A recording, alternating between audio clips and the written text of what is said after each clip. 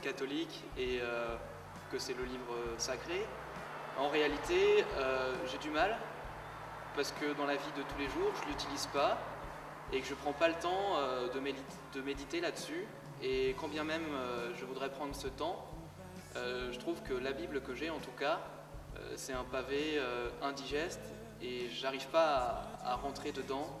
Je pense que ce qui serait intéressant, c'est d'avoir un petit guide, un peu comme les manuels de catéchisme qu'on avait quand on était enfant, qui explique de façon simplifiée la vie de Jésus, les différents personnages de la Bible, les lieux de l'action, parce que sinon on peut pas prendre du temps simplement avec ce gros pavé si on n'est pas initié au préalable.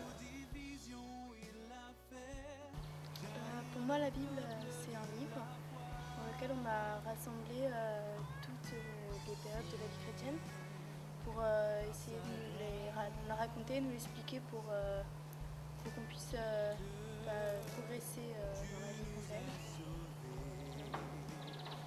Donc elle t'aide à progresser. Qu'est-ce qu'elle t'apporte quand tu lis les textes? En fait,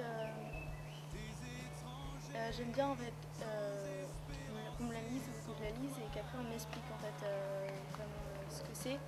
Et après comme ça c'est plus simple pour pouvoir s'identifier certains personnages et certaines situations. Quel est ton personnage préféré? J'en ai pas particulièrement. Enfin, je m'identifie plutôt à des situations. Je n'ai pas la suite.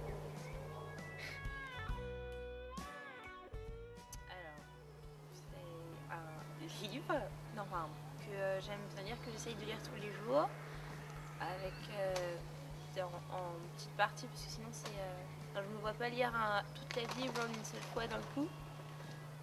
J'ai déjà lu plusieurs livres comme ça,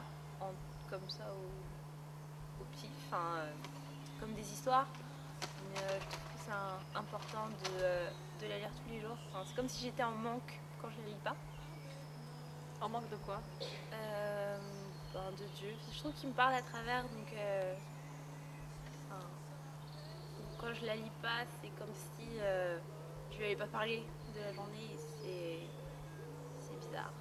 C'est comme si on faisait la gueule à un ami, alors que absolument pas. Mais il vaut mieux la lire un petit peu quand même. Quel est le passage que tu aimes le plus?